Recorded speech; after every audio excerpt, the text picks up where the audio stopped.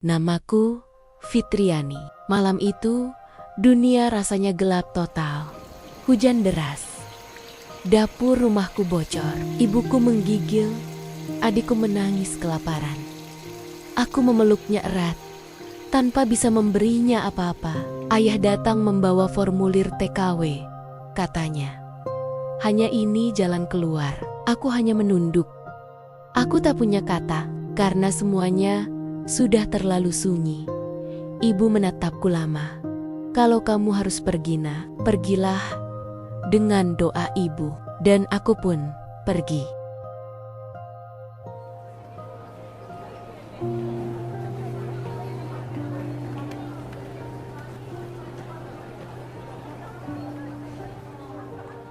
Perjalanan ke bandara, ke negeri asing itu, terasa seperti menelan diriku sendiri. Setiap kilometer seperti meninggalkan bagian dari tubuhku. Ketika sampai di Jeddah, segalanya asing. Bahasa, tatapan, bahkan cara mereka berjalan.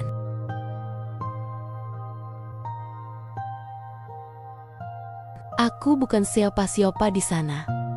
Aku bekerja di rumah keluarga kaya. Nora, sang majikan, memanggilku seperti binatang. Jangan bicara, jangan lambat, jangan banyak tanya. Aku hanya mengangguk, bekerja, dan bekerja. Hari demi hari, aku bangun sebelum azan, tidur setelah mereka semua nyenyak. Tanganku luka karena deterjen, kakiku pecah-pecah karena berdiri terlalu lama. Tapi yang lebih menyakitkan adalah ketika mereka memanggilku pembantu, bukan dengan nama, bukan dengan rasa hormat. Tuan rumah, Al-Mukhtar, mulai melihatku. Ia bukan kasar, ia lembut dan sering mengajak bicara. Katanya, aku mirip adik perempuannya. Aku tak tahu apakah itu awal harapan atau awal bencana. Madam Nora, istri majikanku, Tuan Mukhtar mulai berubah. Pandangan sinisnya menjadi lebih tajam. Dan suatu malam, dia meledak. Sambil berkata dengan suara lantang kepada suaminya, "Kalau kau suka dia, nikahi saja." Tapi dia tetap pembantu, istri kedua. Aku menangis malam itu. Lalu menelepon kampung. Suara ayah lirih. "Kami tak paksa, nak, tapi kami benar-benar tak tahu besok mau makan apa." Dan akhirnya aku menyerah.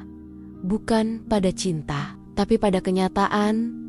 Aku menikah, menjadi istri kedua dengan hati yang hampa. Di saat perjamuan makan bersama keluarga besar majikanku, aku hanya boleh duduk di lantai untuk makan sendiri dan tidak boleh bergabung dengan mereka. Aku sangat terasing, walaupun sudah dijadikan istri.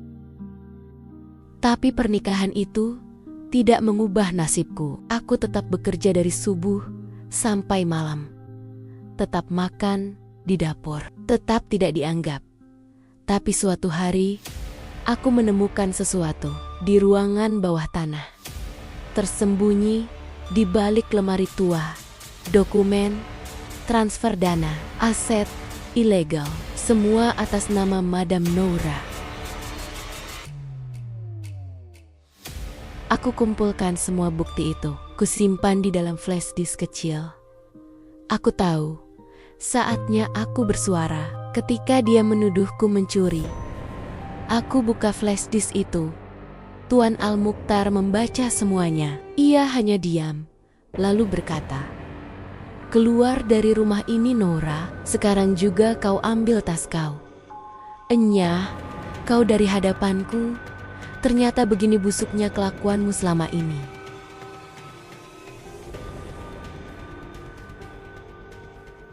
Dan setelah itu, Madam Nora pun keluar dari rumah dengan membawa tasnya. Dan untuk pertama kalinya, aku dipanggil istri. Dengan hormat Nona Fitriani, dia menyebut namaku lembut dengan rasa cintaku padamu. Bukan karena belas kasihan, tapi karena kebenaran yang ada dalam dirimu ini, pantas aku menikahimu, sayang. Beberapa bulan kemudian, aku pulang ke kampung menjenguk keluargaku di Indonesia. Beliau yang sudah menjadi suamiku mengantarkanku ke bandara pesawat. Bukan sebagai budak, tapi sebagai istri keduanya. Aku melambaikan tangan, dan beliau pun demikian, sambil tersenyum memandangku ke arah menuju tangga pesawat.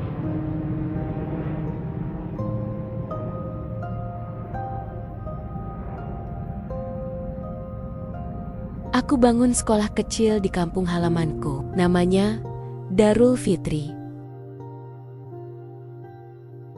Untuk anak-anak yang dulunya lapar seperti aku. Ya Allah, Kau tak hadir dalam pesta, tapi Kau hadir dalam air mata. Terima kasih. Karena dalam luka, Kau sisipkan cahaya.